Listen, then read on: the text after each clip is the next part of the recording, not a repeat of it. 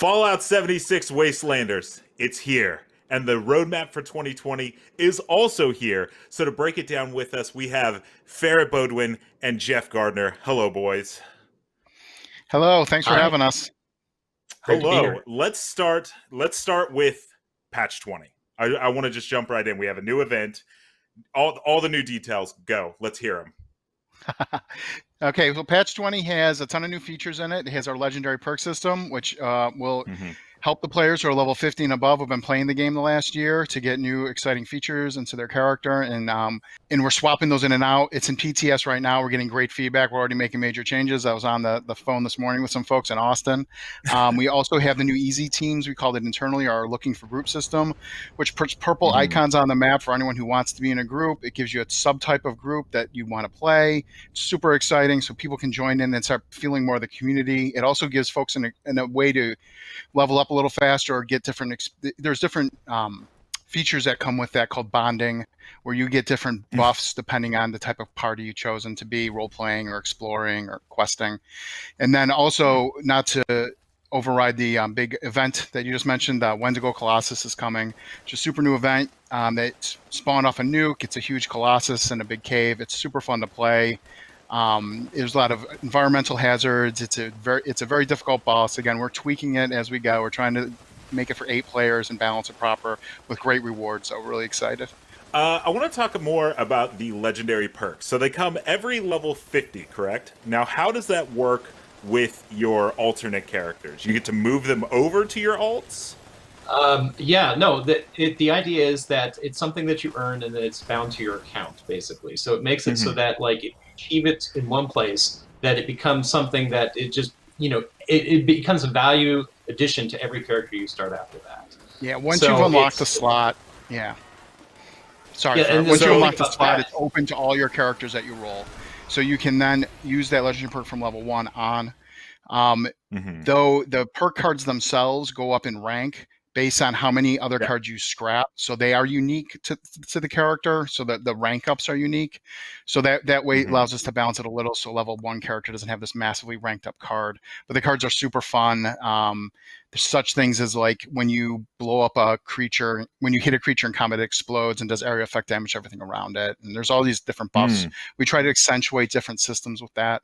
There's 16 new perks coming right now, and they're all coming in June. Jeez. Whoops, I spoiled the patch date. Yeah, so let's talk about that. Patch 20 is in PTS right now, but you actually have a release date for it, correct? We always target release dates, but right now our release date's the end of June. That said, it depends on the feedback in PTS. We're taking that very seriously this time. So if we need to make balance tweaks, or we're finding bugs or any stability issues, we're going to have to hold it. But right now we're targeting late June. And there's a possibility that we might also patch and leave some of the features off if they need more work. We just want to make sure we're doing right, and the feedback we're getting from the community is invaluable. There's only so many eyeballs we can put on it internally. There's only so many hours we can put on it internally, but once we put it live, we have over 1,500 users in our PTS this weekend, so it was great, and they already have given us a ton of feedback we're going to react to. One great thing about PTS feedback. One great thing about the PTS feedback is it's live people with their actual feedback. Like, you can get kind of almost in your head as a developer to where you think that this perk is fantastic, and then you see actual people play it and they're like, oh, that fell flat, or oh no, oh my god, everybody's picking that. Either one is a problem, and so PTS feedback allows us to sort of dial in on the fun. So patch 20, targeting end of June, I'm assuming that is when season 1 will start and people will get to start ranking up to level 100. How do you expect that that's going to go? Okay, let's explain it. So we decided to revamp our challenge system, and we put 100 ranks in. That is going to be every season. We're targeting seasons every quarter. They're going to change the theme and the nature of the board game you're playing based on other content that's coming, stuff like that. So ones down the road will be more Brotherhood of Steam themed and such. So we are excited for these. We were playing it this week internally. Again, it's just a way for you to log in and go, if I do these 5 things today, I will get a rank or 2 in this. And we're unlocking, right now we're targeting around 40 different cosmetic rewards from all the way from small little things, icons, to power armor skins. We're targeting a ton of consumables. other buffs, including also atoms, which you can then use in the store to buy other things. So, and we're trying to make this as user-friendly as possible. So if you're a player of the game and you're enjoying the game every day, you shouldn't have that much difficulty actually getting all 100 ranks. If you're like me and you have a raft of kids and all sorts of stuff going on and you can't play every day, then sometimes you might want to just spend some of the atoms you either earned in the challenge pass itself or your own atoms to rank it up. We're really excited for the system, and like all systems, we're going to tweak it based on player feedback. The first 2 weeks, we're not even going to allow you to purchase any of the rank ups. Again, so we can monitor things and see how it's going, and also allow the users, the people who are fans of the game, to just earn it as they go. But the board game is really cool. It's super thematic. Our artists and UI engineers do a great job with really theming it and making it feel like it's a part of the Fallout universe. And the rewards are super exciting. They're outstanding, frankly. So, including some utility items, I think. So. One thing I really like about it is also the challenges are a great way to just sort of make it so that you have an incentive to change up the way you play the game. And a lot of times you can just be in sort of, you've been playing it the same way for a long time, and you may not even know that there's some cool opportunities out there. And so it's a gentle nudge, an incentive to, hey, try going ahead and defeating something with a heavy gun. You may find that it is the best thing ever. And if not, it's just variety. And so that's a good thing too. So some Fallout 76 fans are a little nuts. They play a long time. Do you guys have any internal estimates on how long you think it could take someone to get to like level 100? Like an insane estimate on like, wow, this person did it in a week or something like that. I don't know if you do it in a week. We're targeting internally about an hour a day, maybe an hour and a half. It's hard to gauge this accurately because some of these challenges are super easy to do. You can boom, boom, boom. Some of them require a little more digging in, or skills you might not have, or things you have to accomplish in order to accomplish the challenge pass reward. So, but we are trying to make it like an hour a day. And that said, still our game on average, our play times are 2.5 hours for all our, and that's all across all users. So we have incredibly long engagement in our game. So we figured by targeting like between an hour and 2, we were coming in a very fair spot because the majority of our users are already playing the game that long. Now, I don't know, like if they're building or legendary grinding or doing different things, this will force them maybe out of their comfort zone, like Ferret's saying. But we hope that it actually ends up rewarding players and introducing them to new mechanics or things they didn't know were there. As far as my group takes a lot of pictures. That's what they're doing. So. Oh no, yeah, some of the folks. Yeah, my Twitter feed is full of them. They're amazing. Yeah. Yep. We pass them. Sorry, go ahead, Ferret. Yeah, we pass them. We pass them around the office. Share them. I think they're going to be thrilled. I think they're going to be thrilled to hear that. It's hard to gauge the most enthusiastic people we have and how fast they can shred through content. It seems like virtually magical how fast that they can get through things. So who knows? Like I'm sure there'll be a first well before we anticipated for hitting level 100. Yeah, I saw last week somebody made a coffee table book, Art of the Wasteland, and they took all their screenshots and self-published a coffee table book. I was like, send a copy of that to me. It was great. So real quick, we're almost out of time. I just want to touch on One Wasteland for All. What's the super fast version of what exactly that is? Okay, that's coming in patch 22, which is our fall patch.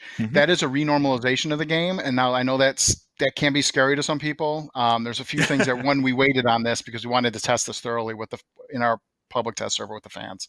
2, we're doing a real-time normalization, so it's not as if everything will be crunched down. There's going to be minimum levels and maximum levels on all creatures. Some creatures will span the whole range, but mole rats, for instance, won't go very high, and death claws won't go very low. So whenever if you're level 1 with your machete, you're not going to probably want to take the death claw on because while it will be a low level death claw, it will still be much higher than you. So what we're trying to do there is encourage 2 things. 1, more exploration of the wasteland, either from low levels going into higher level zones or vice versa. So higher level players can go into low level zones and not feel like it's just no challenge. 2, we're trying to encourage players to come together. That's the real-time normalization. So even though you might be level 5 and I'm level 500, we're actually affecting the creature in the same way. So I'm effectively fighting a level 500 500 creature. So when it hits me or the amount of damage I do to it, it's as if it's a level 500, well, 100, frankly, but a high level creature. And you are fighting a low level creature version of that. So it should take about the same amount of bullets to kill it, depending on your weapons, and do about the same amount of damage. So if it's taking 25% of your health a chunk, it'll do that to me and to you. And what we're trying to do is encourage players to play together.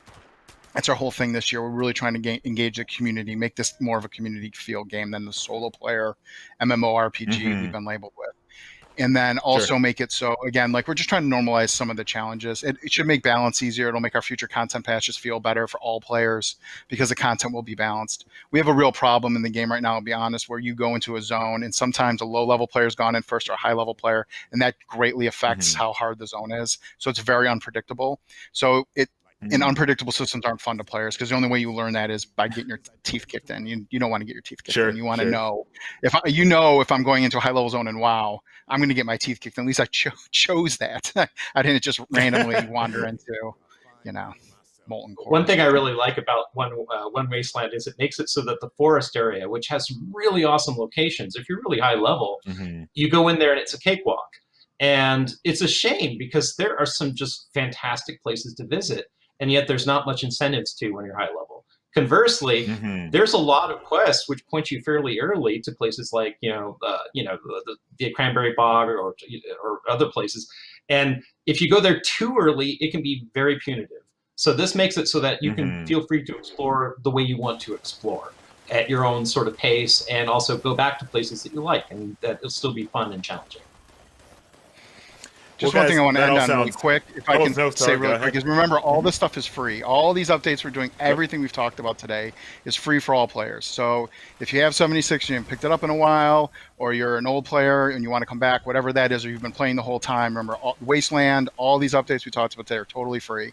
So please come and join us. We're taking the feedback. I think we've made great strides with this game over the last year. We're really proud of the team and what the team's accomplished this last year. And we think the game's great, and we'd hope everyone joins in and comes, has fun, plays with us. Well, I don't have a calendar on me, but it sounds like patch 20 is coming very soon. You said end of June. I've lost all concept of time. But some would say. I'm told we're trying our best. We're dealing with the thing. Yeah, we're dealing with the same situation everyone else is. We're working from home, so sometimes it's harder to gauge. But again, like if we feel like it's great in PTS, we're going to release it, and if not, we'll hold it and fix what we need to. All right, guys. Well, that sounds super exciting. Jeff, Ferret, thank you guys for stopping by. Thank you. Thanks.